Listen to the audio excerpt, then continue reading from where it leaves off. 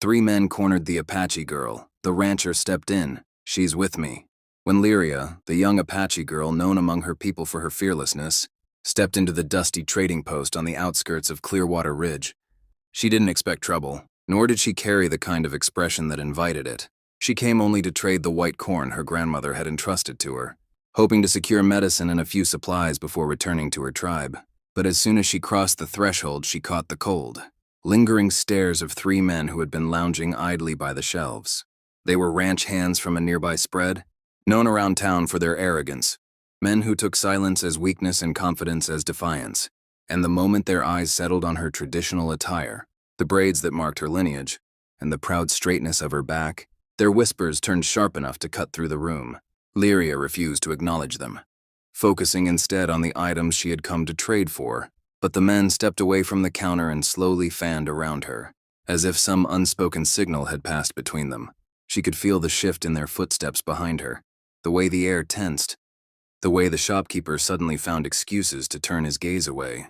One of the men blocked her path to the counter and leaned against a barrel with an oily grin, saying he didn't recall seeing her kind so close to town without someone to chaperone them, as though she were a stray creature that had wandered too far from familiar ground. Another circled behind her, making a show of examining the feathers in her hair while muttering that such decorations might fetch a price if she'd be willing to negotiate. Lyria's jaw tightened. She had been told by her elders to avoid confrontations with settlers, not because she feared them, but because peace was a fragile thing, too easily shattered by a single moment of anger. Yet even she felt her patience fray as the third man stepped closer, placing his boot intentionally near her heel, trapping her between them in a loose, predatory semicircle. She clutched her bucket of cornmeal with both hands, not as a weapon, but as an anchor to keep her temper steady.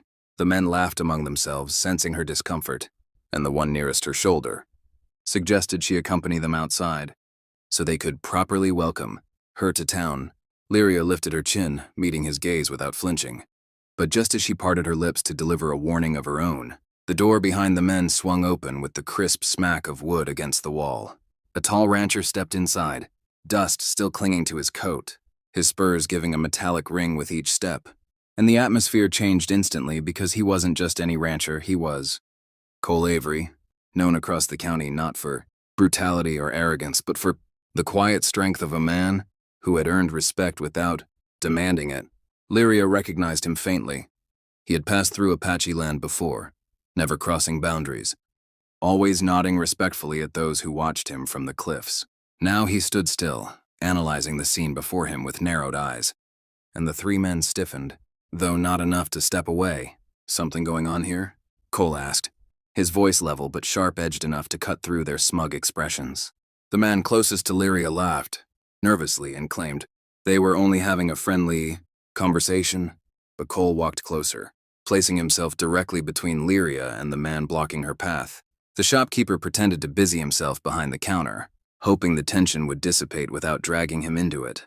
Cole looked at Lyria briefly, just enough to acknowledge her presence without treating her like a spectacle, then turned back to the men and said with quiet firmness, "She's with me." The words landed like a hammer. The men glanced between one another, unsure whether to back down or escalate. Cole didn't raise his voice, didn't reach for the revolver at his hip. He simply stood without moving an inch, a wall of certainty they couldn't push through. Lyria felt something unexpected settle in her chest, not dependence, not helplessness, but a rare sense of being regarded as a human, deserving of dignity rather than a curiosity or target. Eventually, the men muttered excuses and slipped away from the counter, pretending they had important business elsewhere. Cole didn't watch them leave. His gaze stayed steady until the last of their footsteps faded. Then he stepped aside, giving Lyria room to move freely again. She held her bucket a little tighter, unsure how to thank him without sounding as though she owed him something. Because in her world, gratitude had to be honest, not owed. But before she could speak, Cole nodded to the counter and told the shopkeeper to finish her trade, saying she had waited long enough.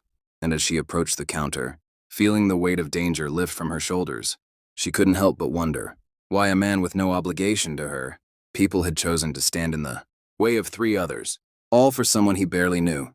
Lyria completed her trade swiftly, aware that Cole stood nearby not as a looming guardian but as someone ensuring the men did not circle back. And when she stepped outside into the open stretch of land beyond the trading post, she felt the lingering echo of their tension still pulsing faintly in her veins. Cole followed her out a moment later, adjusting the strap of the pack he carried, and for several breaths they said nothing. It wasn't an uncomfortable silence, only the kind that comes when two people are sorting through thoughts neither has words for yet. Lyria finally turned to him, expecting him to demand repayment or ask questions about her tribe.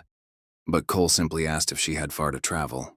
She hesitated, unsure whether to reveal her route, for trust was not something the Apache extended freely, especially not toward settlers, but something about his calm manner made her answer honestly. She was returning to her family's camp 2 ridges north. Cole nodded and said the path was clear today, though the creek near the old cottonwoods tended to swell this time of year.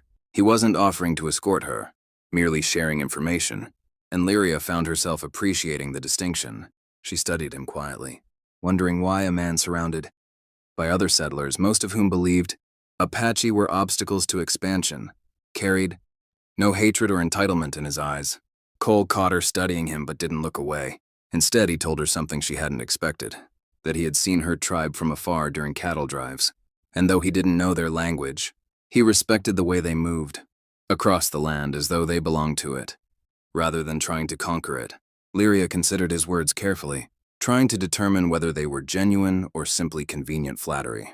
But the sincerity in his tone felt grounded, unpracticed, and she realized that he was speaking not to earn her approval but because he believed what he said.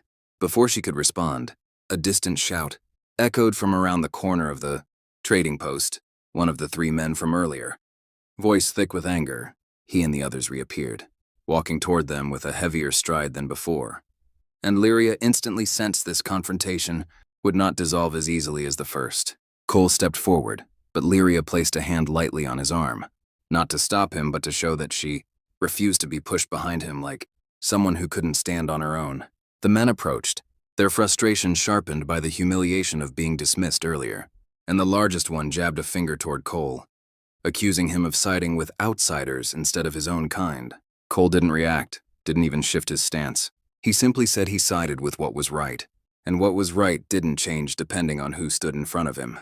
The men weren't satisfied. They closed in, hands hovering too close to their belts, eyes flicking between Lyria and Cole with the tension of men, deciding whether pride was worth violence. Lyria met their stares with a steady calm that came from generations of warriors who had defended their lands long before the town had ever existed. She told them in a voice quiet but unwavering that she would not be harassed, threatened, or treated as spoils to be claimed. Her tone stopped them, not because they respected her but because they didn't expect strength delivered so calmly. Cole took a single step forward, positioning himself beside her rather than in front, making it unmistakably clear that any harm aimed her way would have to pass through him. The men hesitated, held captive by the realization that this was not the same easy target they had circled earlier. Now they faced 2 people whose resolve stood like granite.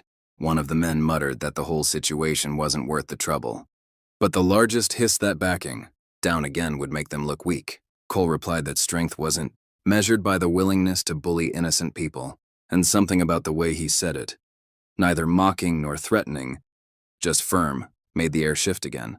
The smallest of the trio finally stepped back, muttering that they had better things to do. The second followed reluctantly, and the third, after a long moment of glare-filled silence, turned away with a bitter curse. When their footsteps disappeared into the distance, Lyria and Cole remained still, ensuring the moment had truly passed. Lyria let out a slow breath she didn't realize she'd been holding and looked at Cole with an expression that blended gratitude with something deeper, an acknowledgement that bonds formed in moments of danger carried weight.